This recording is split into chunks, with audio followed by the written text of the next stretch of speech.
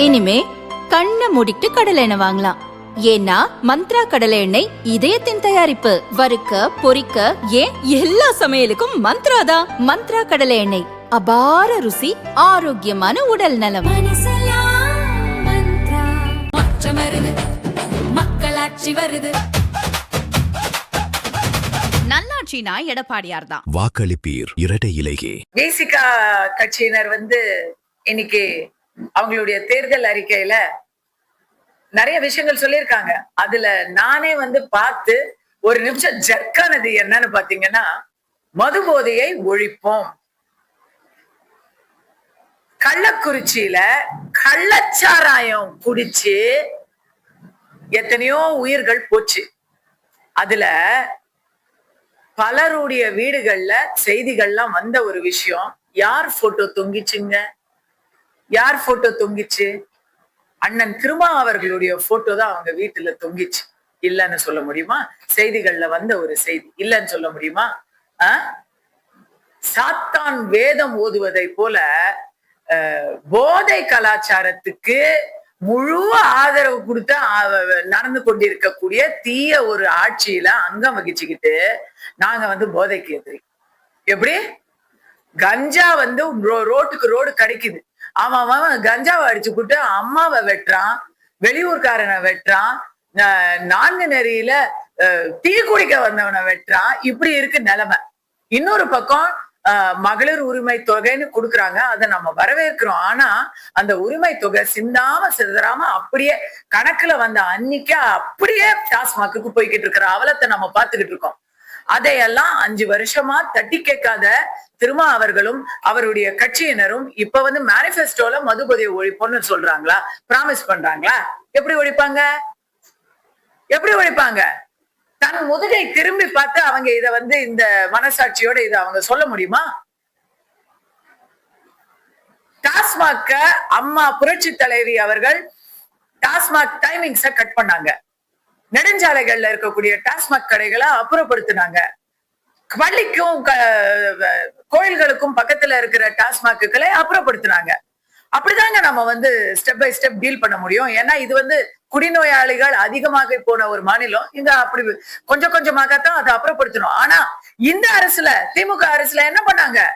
மணமகள் மன்றங்கள் ஆரம்பிச்சு அருமையாக அவங்களுக்கு வேண்டியவங்களுக்கு எல்லாம் கான்ட்ராக்ட் கொடுத்து டார்கெட் வச்சு மதுவை வித்துக்கிட்டு இருக்கிறாங்க.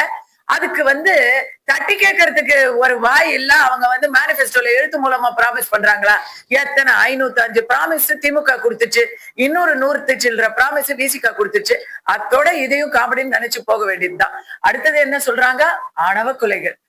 ஆணவ கொலைகளை நாம தட்டி கேட்போம், அதற்கு பெரிய சட்டம் கொண்டு வருவோம். இத்தனை நாள் நீங்க தானே ஆட்சியில இருந்தீங்க, உங்க கூட்டணிக்காரங்க தானே அரசு நடத்தினாங்க.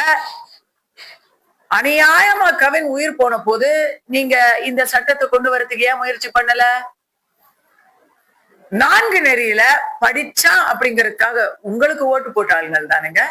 படிச்சான், நல்ல பிள்ளை, அந்த பிள்ளை நல்ல பேரு, சின்னத்துறை நல்ல பேர் வாங்கிட்டாப்புல படிச்சு. அங்க ஒரு சாதி ரீதியான ஒரு கடும் தாக்குதல் நடக்குது. அப்ப நீங்க ஏன் இந்த சட்டத்தை கொண்டு வரல?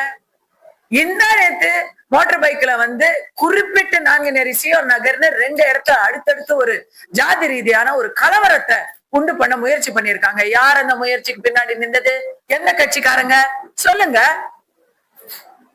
பிள்ளையையும் கிள்ளிவிட்டு தொட்டிலையும் ஆட்டுற கதையா இந்த மாதிரி ஏமாத்து சத்தியமெல்லாம் பண்ணாதீங்க. ஏன்னா உங்களை விட எல்லாருக்குமே உங்களுக்கு இருக்கு, உங்களுக்கு தான் என்னமோ பட்டியலினத்தர் மேல ஒரு இது இருக்கு, அக்கறை இருக்குன்னு நீங்க நினைக்காதீங்க. தமிழ்நாட்டுல எல்லாருக்குமே அந்த அக்கறை இருக்கு. ஏதாவது ஒரு தவறு நடந்தா அது தமிழ்நாட்டுக்கே அவமானம், மற்ற சமூகங்களுக்கு அவமானம் என்ற புரிதல் மற்ற சமூகங்களுக்கு இருக்கு. நீங்க காப்பாத்துறேன்னு சொல்லி ஒரு சமூகத்தை, ஒரு குறிப்பிட்ட சாராரை நான் தான் உங்களுக்கு விடிவெளின்னு சொல்லி ஏமாத்துறத நிறுத்துங்க. அப்பவே அவங்களுக்கு நல்ல காலம் ஆரம்பிச்சிடும். தூய்மை பணியாளர்கள் ரோட்ல இறங்கி போராடினாங்களே, எந்த சமூகத்தினர்? அவங்களுக்கு நீங்க என்ன பண்ணீங்க? போராட்டத்தை நிறுத்திட்டு குறைந்த சம்பளத்துக்கு எந்த ஒரு டிமாண்டும் இல்லாம கான்ட்ராக்ட்ல போய் வேலை செய்யுங்க அப்படின்னு தானே நீங்க சொன்னீங்க. நீங்க வந்து வேணாம் இந்த வேலைன்னு சொன்னா, இந்த வேலை வேணும் அப்படின்னு சொன்னா, அதானே சொன்னார் அவரு. இந்த வேலைக்காக நீங்க போராடினா இந்த வேலையே நமக்கு நிரந்தர அடையாளம் ஆயிரும் அப்படின்னு நீங்க சொன்னீங்கல்ல. அப்ப அடுத்தது என்ன சொல்லிருக்கணும்? அதற்கு பதிலாக தன்னுடைய தேர்தல் வாக்குறுதியில திமுக ஸ்டாலின் அவர்கள் சொன்னபடி உங்க எல்லாருக்கும் மாற்று அரசு வேலையை நாங்க உண்டு பண்ணுவோம் சொல்லிருக்கணும் இல்ல. படித்தவர்களுக்கெல்லாம் அரசு வேலை கொடுக்குறேன்னு அவங்க இதுல சொன்னாங்கல்ல வாக்குறுதியில. அதை நீங்க வாங்கி கொடுத்துருக்கணும்ல. அதை விட்டுட்டு வேலைய வந்து நீங்க வேலை வேணும்னு போராடாதீங்க. அதுவே நம்மளுக்கு அடையாளம். என்ன போராடாதீங்க?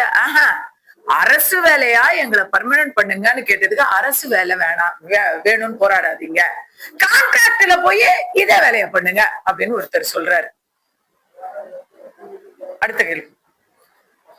சார், விஜய் அவர்களுடைய அரசியல நான் வந்து எந்த விதமான கருத்துமே சொல்றதே நிறுத்திட்டாங்க சார். ஏன்னா அவங்களே எல்லாத்தையுமே பண்ணிக்கிறாங்க. படம் ரிலீஸா அதை அவங்களே பாத்துக்கிறாங்க,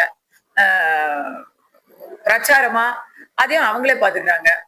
பனையூரை தாண்டி முதல்ல அந்த அரசியல் வெளியே வந்ததா சார் நம்ம எந்த கருத்தையுமே சொல்ல முடியும். கேம்பெயின்னு சொல்றாங்க, வர்றதில்ல.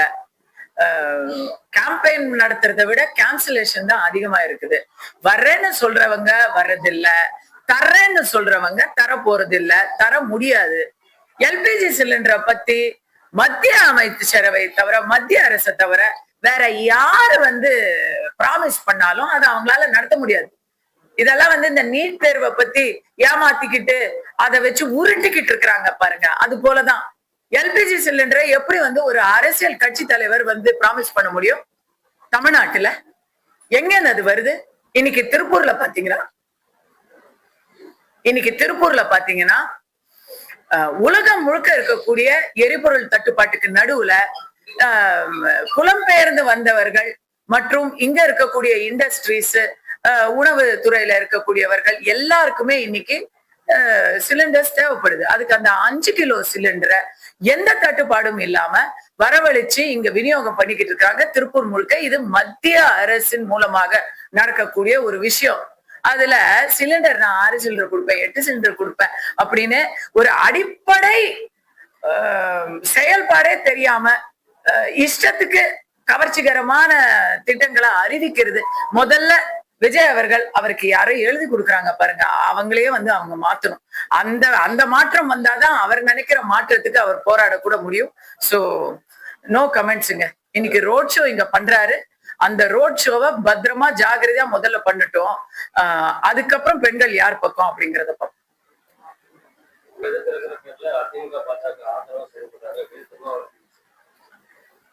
சார், திருமா அவர்கள் இப்பெல்லாம் வந்து மக்களுக்காக பேசுறதை விட என்னவோ விஜய்க்கு எதிராக பேசுறதையும் அதைத்தான் அவர் தன்னுடைய ஒரு அசைன்மெண்ட் மாதிரி பண்ணிட்டு இருக்கிறாரு. நானே விஜய் அவர்களை பத்தி பேச மாட்டேன்னு சொல்றேன்.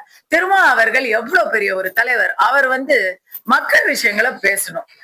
பாஜகவை தாக்குறதுக்காக, அதாவது இப்ப எப்படி ஆயிடுச்சுன்னா, ஒரு படம் வரலன்னா உடனே வரலங்கிறதுக்காக ஒருத்தர் திமுகவை திட்டுறாரு, பாஜகவை திட்டுறாரு. வந்துச்சுன்னு சொன்னா உடனே பாஜகவை திட்டுறாரு, திமுகவை திட்டுறாரு. அதே போல திருமா அவர்கள் என்ன நடந்தாலும் எப்படியாவது அதுல பாஜகவை திட்டுறாரு, அதிமுகவை திட்டுறாரு. நாளைக்கு அவங்க தோக்குறாங்க இல்லையா, அதுக்கு நீங்க பாஜக அதிமுகவை வந்து பழி போடுங்க, நாங்க அதை தாராளமா சந்தோஷமா ஏத்துக்கிறோம். ஏன்னா அதான் நடக்க போகுது. அது வரைக்கும் நீங்க மக்களுக்கு என்ன தேவைங்கிறத முதல்ல பார்த்து பேசுங்கன்னு நான் அண்ணன் திருமாவளவன் அவர்களுக்கு பணிவோடு சொல்லிக்கிறேன்.